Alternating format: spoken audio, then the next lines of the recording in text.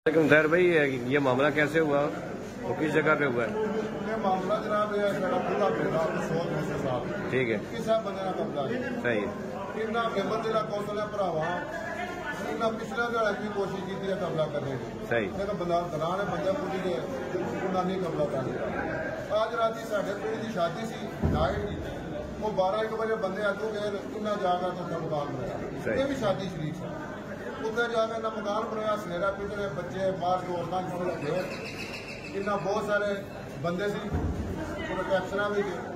ये आफ्ताब एक कदीर इन्ना जनाब इन्ना फायरिंग शुरू कर इन्ना दवा को असला सी। मैं मौके तक गया, मैं भी आके मैंने फायर मारो, मैं मौके उत्ते गया।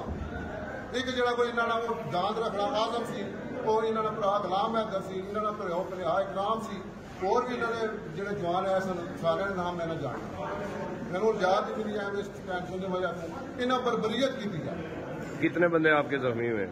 असल बंदे कोई तकरीबन 9 किले थे आ गए। ठीक है। कोई सुखासन तो पट्टी करा रहा है, कोई जरा इंजरी होना एक्सीडेंट होता गए। तो गोली किसने चलाई? गोली किसने चलाई है?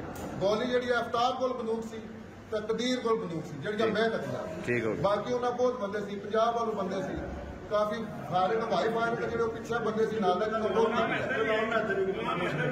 गुलाम हैदर सी, इकराम है जनाना भरा। ठीक हो। वो जरा जाता है वो। इस तो इलावा जो नौजवान है मैं सारे ने जानना कि 3 बंदे उत्थे से जिन्हें मकान बनाया सी, उस तो इलावा साइडा का फैले साढ़े नाते बंदे गए उत्थे, क्योंकि इस तो पहला भी ये साझा होया 2010 भी बंदे 3-4 जख्मी हुए। हमेशा ये हूँ समझने इसी जगह के वाले थे। असि जिला मेबर जिला कौंसल बन गया, असि इसका जिला कब्जा कर लिया। तो पुलिस मौके पर पहुंची हो? तो नहीं, पुलिस पहला एक गई है, कोई ASI 3-4 मुलाजिम। ठीक। और मैं मिलिया, मैं उन्हें आकर मैं जाकर चेक करो जी गड्डियां कसला पिछले सिहारी बैठे नहीं चेक करो। ठीक, उन्होंने चेक किया। मुलाजिम सर चेक करना जी, वो जाकर इन्होंने रोके सारे बासर आदमी। ठीक। वो अफ्ताब को जाकर रोके, उन्होंने मौजूदगी जी जरा ने ना फायर मारे। सही। हाँ, क्योंकि पुलिस की मौजूदगी में इन्होंने फायर लगाया। बिल्कुल मौजूदगी। एक ASI दूसरी मौजूदगी। ASI का नाम पता है? नाम नहीं पता जी, वो नवा ASI है, 4-5 मुलाजम सन। ठीक। वो उत्थे सर कुछ बंदे उन्होंने मुलाकात करने सन पे, कुछ बंदे अगे बड़े मकान। तो पुलिस ने उनका कोई बंदा गिरफ्तार नहीं किया?